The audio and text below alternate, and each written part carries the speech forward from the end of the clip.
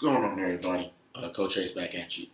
So it's chapter 9 time, and chapter 9 is one of my favorite chapters, and you're gonna hear me say that a lot. There's 30 chapters in this book, and I got like 16 favorites. Don't trip. But anyway, chapter 9 is a big deal because chapter 9 is Jefferson's chapter, and it's called the Agrarian Republic. And Jefferson had this. Remember, we talked about him having this big dream of us being like this country based on farming and the land and that kind of stuff, right? Him being a planter and being a slave owner and being tied to the land was something that he felt that was the way to go. Even though he was brilliant, he was a lawyer and all those kind of things, and a diplomat, it was really about every day using the land to make things great. Well, the thing about land is that land is a finite resource, and so you only have a certain amount, and you have to keep expanding, right? So cool. Let's talk about the expansion and the thoughts of expansion at the time in North America, right? So you look at North America today, and we think of Canada, United States, Mexico, right? But back then, it was really British Canada, some French places, a lot of Spain, where we are right now, obviously being San Francisco and California and all these Spanish things was Spain, right? And then you have, Spanish, Florida in the South and everything else.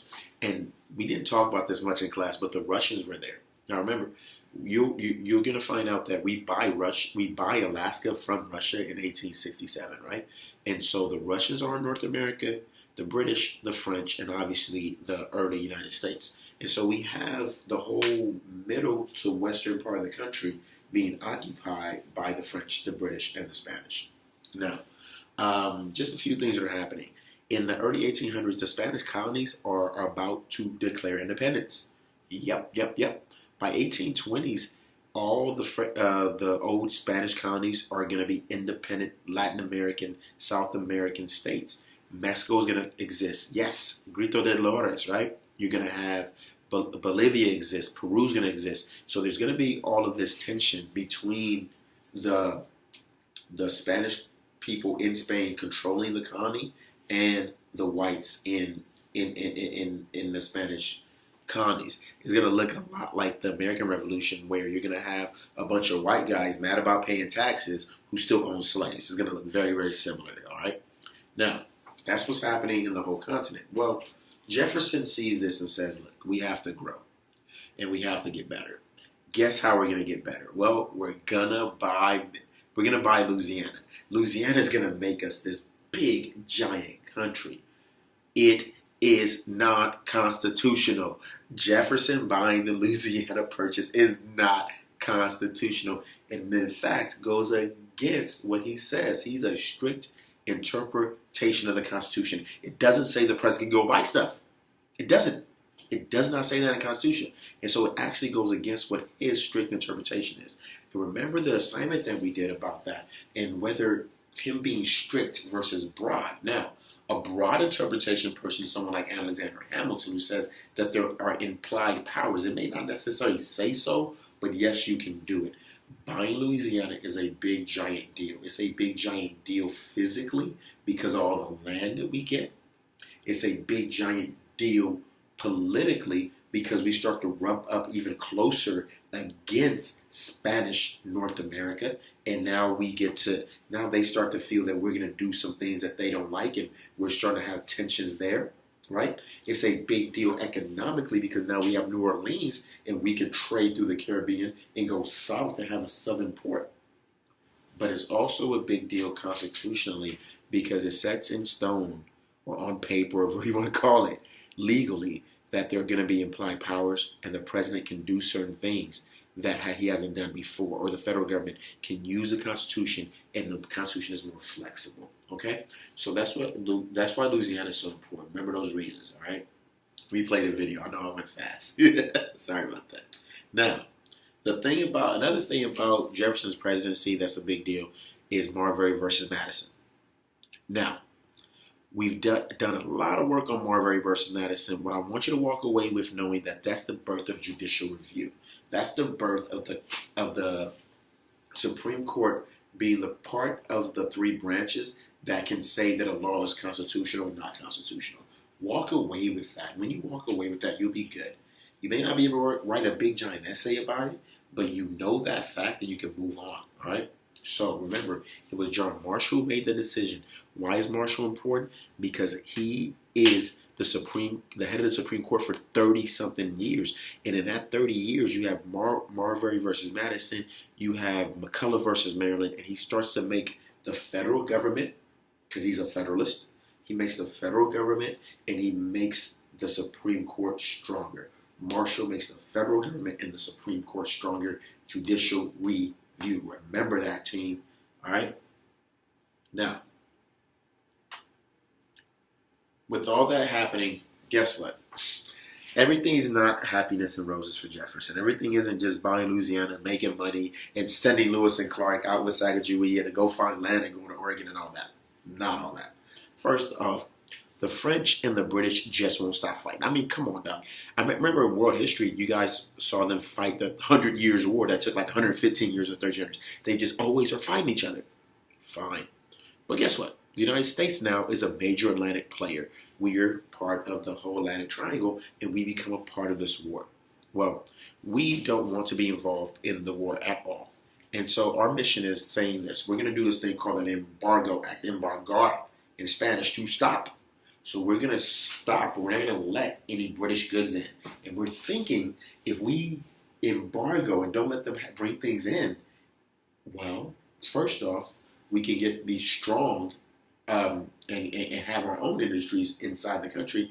And secondly, they'll say, oh my God, the Americans are embargoing us, therefore we need to act right politically. It didn't work.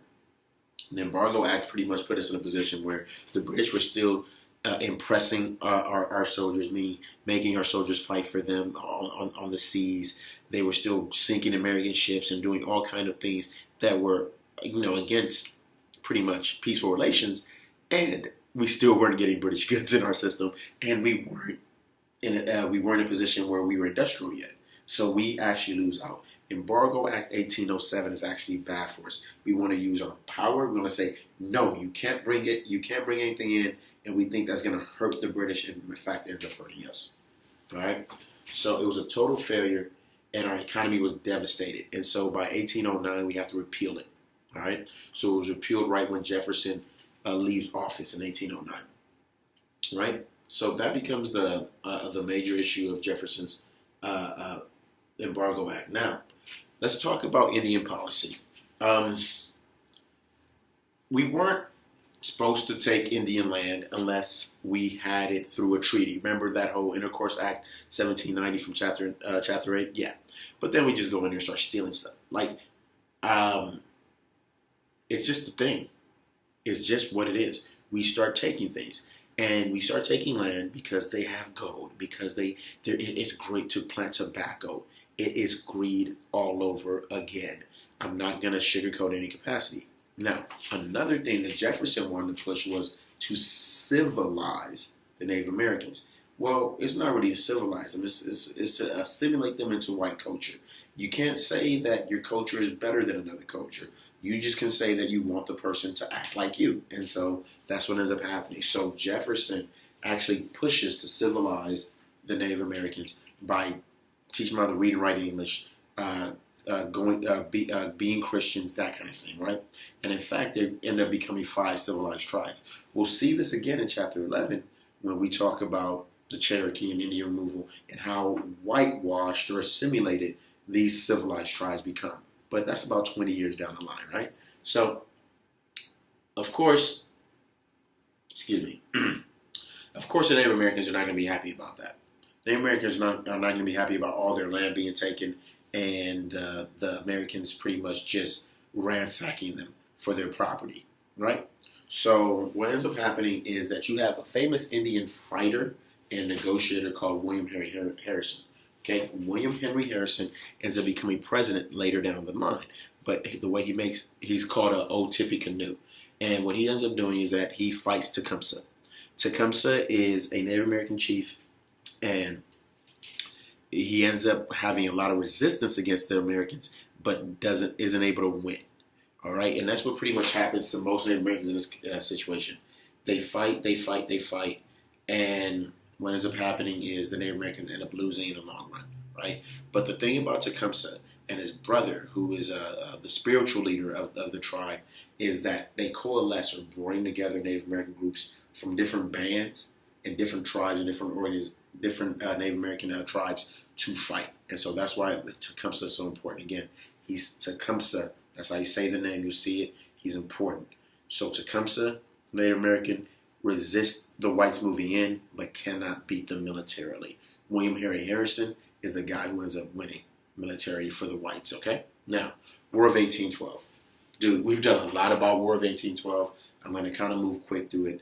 Remember, War of 1812 happens for a few reasons. Primary reason is that the British are impressing American sailors. That means going out, taking American ships, taking the sailors, and making them fight on the British side. That's kidnapping, right? You just can't just go kidnap somebody and say, hey, Aaron, go fight for me. No, it doesn't work that way.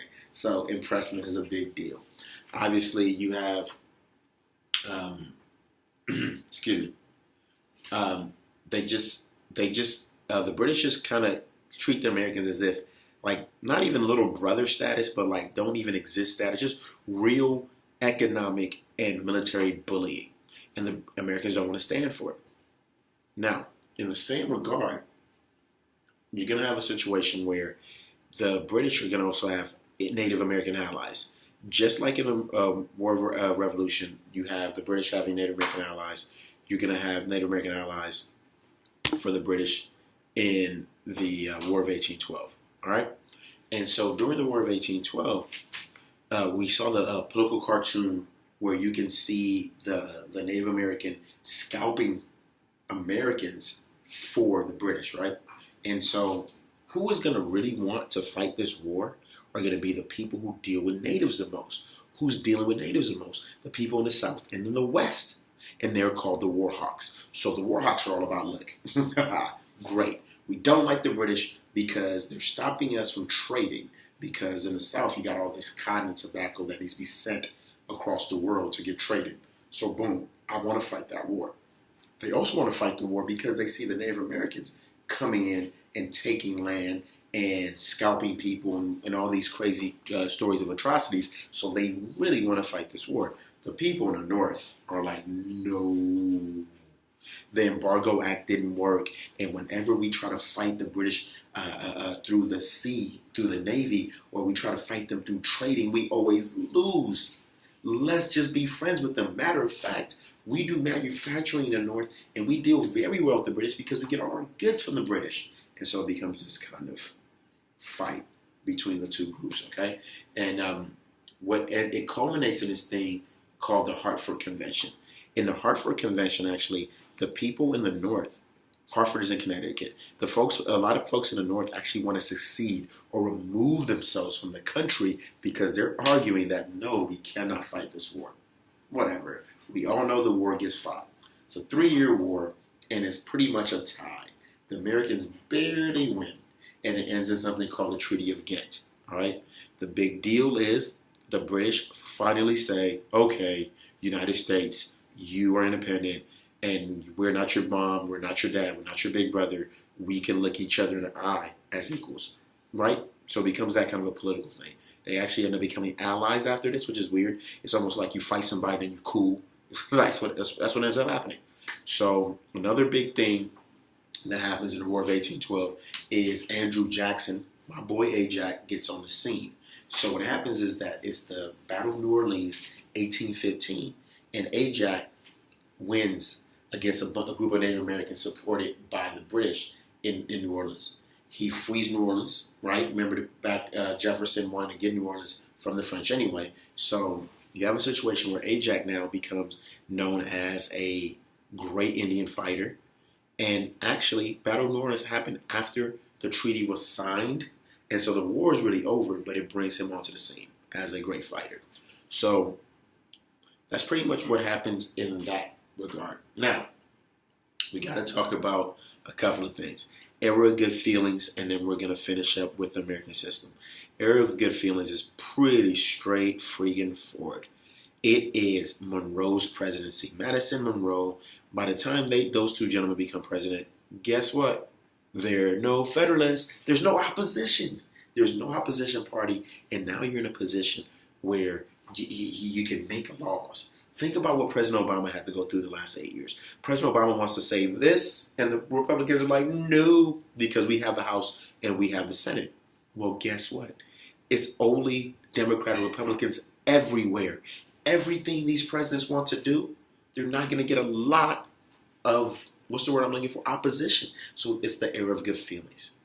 It's not just, oh, I'm the president and I want something and you're going to stop me. It's I'm the president and all my friends are also in charge with me and we get to do the things that we want to do. So these are a few things that they want to do. First and foremost, they want more land, all right? So guess what we do? We buy Florida.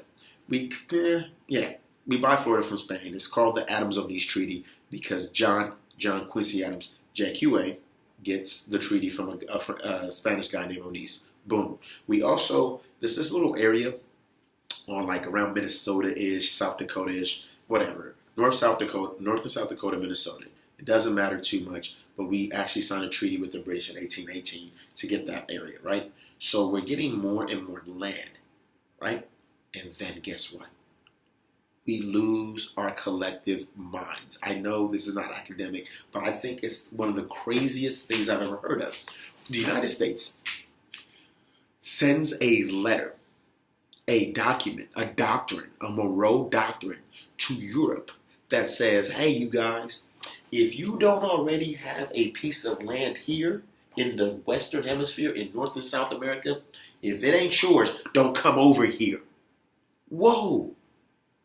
This teeny tiny country that just got independence less than 30 years ago, that just barely won the War of 1812 8 years ago, is writing a document that says we are in charge of the Western Hemisphere and don't come through anymore.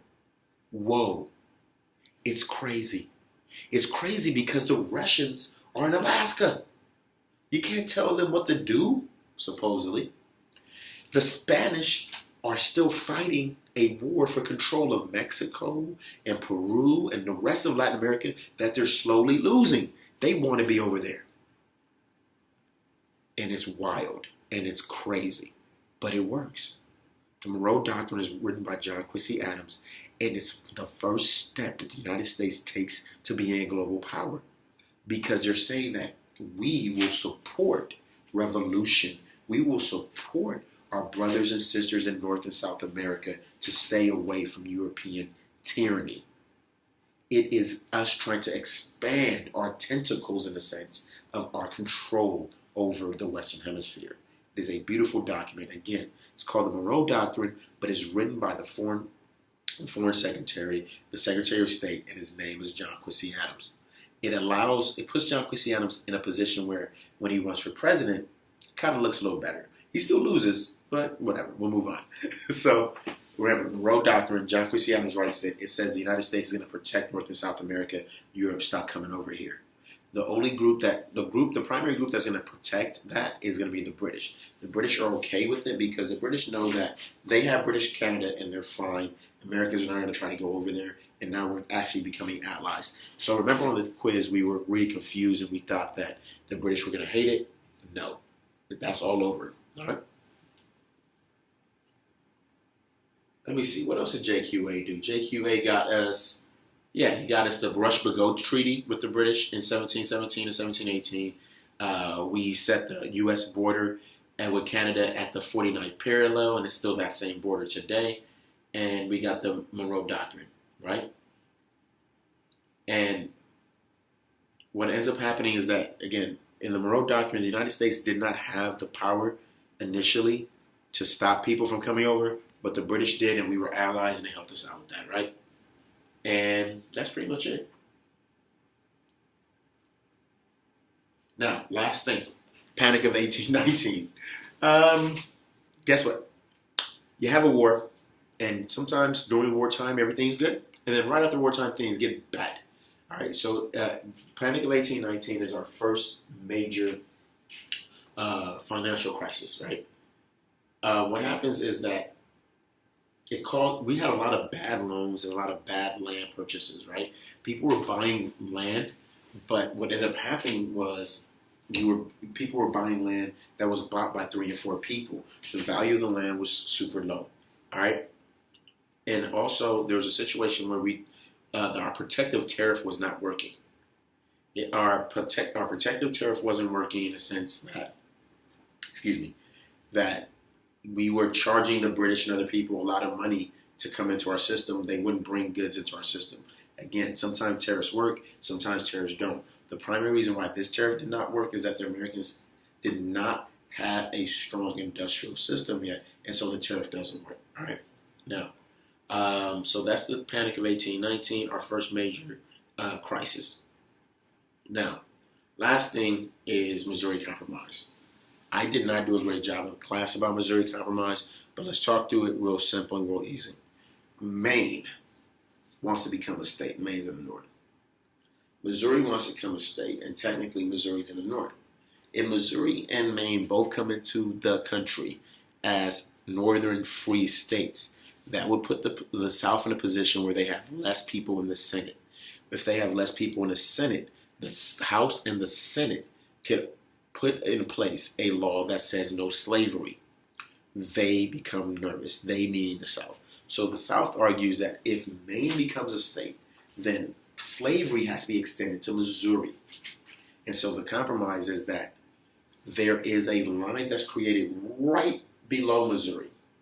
And it says that, and it goes right across the country. If you ever look at the United States, there's almost like a flat top right through, like Tennessee and all that. And right below Missouri, they go straight across all the way through until you get to California, where everything above it becomes free and everything below it becomes slave, except for Missouri, because it was a situation where you have 13 northern states, 13 southern states, or really 13 free states and 13 slave states, and that would put a situation where the Senate was equal, because the South was always nervous that based on our Constitution, that our House of Representatives is based on population. The North always had a higher population, but the Senate was based on the fact that everybody gets 2 votes.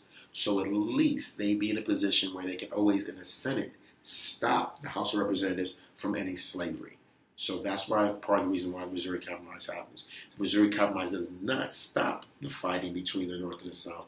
It actually increases that fighting. And it's one of the reasons why, inevitably, the Civil War happens. All right? Chapter 9.